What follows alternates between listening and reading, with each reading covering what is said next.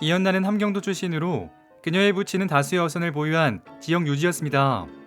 그러나 북한 정권에 의해 부르주아 반동으로 몰리며 몰락하고 말았죠. 그렇게 이연난의 가족은 모두 흩어졌고 이연난은 서울로 떠나 이화여대에 입학합니다. 당시 그녀는 드물게 교육을 받은 신여성이었으며 큰 키에 늘씬하고 뛰어난 외모 그리고 애교가 많은 성격으로 인기가 매우 많았습니다. 그녀가 박정희와 만난 건 친구의 결혼식장이었습니다. 1947년 박정희는 박경원 대위의 결혼식에 갔다가 미모의 여대생을 보고 첫눈에 반했습니다. 그녀는 이연난으로 고등학교 동문회 신부 들러리를 맡고 있었죠. 이후 박정희는 자신의 동료이자 이연난의 육촌 오빠인 이효대에게 부탁하여 그녀와 만나는 자리를 만들었습니다. 이효대인은 당시를 이렇게 회고했죠. 박정희가 내게 오더니 이렇게 말하는 거야. 나도 쓸쓸하게 지내는데 아까 들러리 섰던 아가씨하고 잘 좀 되도록 도와줘요. 결국 두 사람은 교제를 시작합니다. 이연난은 공산당이 싫어 남쪽으로 내려왔기에 박정희가 국군 장교라는 사실에 더욱 끌렸습니다. 이후 둘은 약혼식을 올렸는데 그녀는 박정희에 대해 이렇게 말했었죠. 키는 작았지만 박력과 기품이 있고 나한테 매우 잘했다. 어느 날 박정희가 약혼식에 이의 없죠라고 물었는데 부끄러워 대답을 못하다가 그것이 수락한 것이 되었다.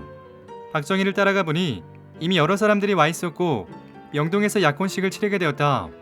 당시 박정희는 소령으로 진급하고 관사를 배정받게 되면서 이곳에서 이연난과 동거를 시작하게 되었죠.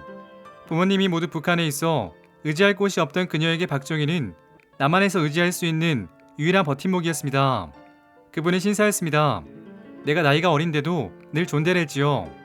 내가 술을 싫어하니까 집에서는 마시지 않았어요. 술 한 상이라도 우리 집에서 받은 사람이 있으면 나와보라고 해요.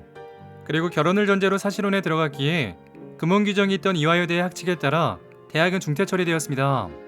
그러나 이둘의 관계도 금이 가기 시작합니다.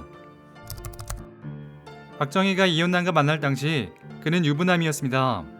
늦은 나이에 박정희를 낳은 부모는 죽기 전에 막내가 장가가는 것을 봐야겠다며 친구의 딸인 김호남과 결혼시켰었죠. 김호남은 집안을 잘 돌보는 매우 순종적인 여성이었는데 박정희는 아내에게 정을 두지 않았고 철저하게 무심했습니다. 이후 박정희는 타 지역에서 선생을 했었는데 방학 때는 집에 와서도 아내를 가까이 하지 않았으며 심지어 집으로 오지 않는 경우도 많았습니다. 이를 보다 못한 형 박상희가 고향에 온 박정희를 억지로 그의 아내 방에 밀어넣기도 했었죠. 둘 사이에는 딸 박지옥이 있었는데 그녀의 남편 한병기는 이후 국회의원과 유엔 대사를 지내며 박정희의 총애를 받았습니다. 그런 박정희가 이연난과 동거를 시작했고 그녀와의 결혼을 원한 박정희는 고향에 사람을 보내 아내에게 이혼을 요구합니다. 김호남은 이혼 서류를 든 사람이 찾아올 때마다 도망갔기에 결국 박정희는 이혼할 수 없었습니다. 그리고 이연난이 자신을 떠날까 두려워하며 아내와 딸의 존재를 철저히 함구했죠. 그러나 얼마 지나지 않아 뜻밖의 일로 숨겨왔던 아내와 딸의 존재를 들키고 말았습니다. 둘이 동거를 시작한 지 2달이 지난 1948년 여순 사건이 발생합니다. 이후 여순 사건은 진압되었으나 군부에서는 대규모 숙청이 시작되었죠. 이에 남로당 군사부에 포섭되어 있던 박정희도 체포되었고 이연난은 이 소식을 듣게 되었습니다. 이북에서 공산당이 싫어서 내려왔는데 빨갱이 아내란 말을 들었습니다. 너무 기가 막혀 가슴 떨릴 정도로 쇼크를 받았어요. 이것만으로도 그녀에게는 충격이었는데 박정희의 인적사항도 드러나면서 그의 아내와 딸의 존재를 알게 되었습니다. 결혼을 전제로 동거를 시작했는데 알고 보니 박정희가 유부남이었던 거죠. 그리고 박정희는 그 절박한 상황에서도 그녀에게 편지를 보냈습니다. 미안해서 어쩔 줄 모르겠다. 그러나 미리 도망갈 수 있었지만 너를 사랑하기 때문에 도피하지 않았다. 이건 나에게 매우 불리한 일이었다. 그리고 이 시기에 이연난은 아들을 낳았지만 사망했다는 이야기도 있었죠.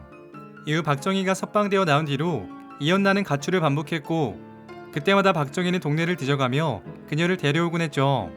그녀가 일부러 온갖 진상을 부리는데도 아무 일 없다는 듯 아침밥을 차려놓고 그녀에게 식사하세요라고 인사를 건넸습니다. 이를 보면 박정희가 그녀를 얼마나 사랑했는지를 알 수 있죠.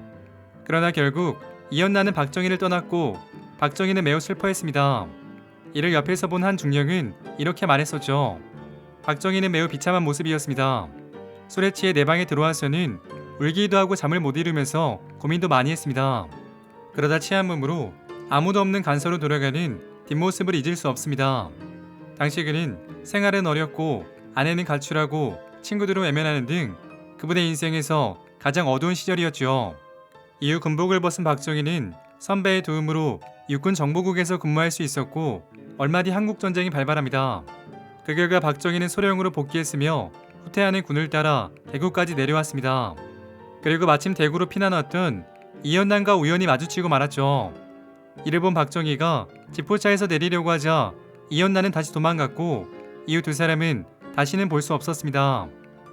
이곳 대구에서 박정희는 유경수를 만나 결혼을 약속했고 이때에는 서류상 아내가 있음을 솔직하게 말했었죠. 그러면서 또다시 김호남에게 이혼을 요구했고 더는 버티지 못한 그녀는 결국 이혼 서류에 도장을 찍었습니다. 큰딸 박지욱은 당시를 이렇게 기억했죠. 어느 날 아버지가 오랜만에 집에 오셨습니다. 집안 어른들과 심각하게 의논하셨는데 아마 이혼하기로 결정하셨던 것 같습니다. 어머니는 너무 속상해하시면서 이렇게 말씀하셨죠. 너희 아버지가 아무래도 이상하다. 딴 여자가 있는 것 같구나. 아무래도 나는 이 집의 가족이 될 수는 없을 것 같다.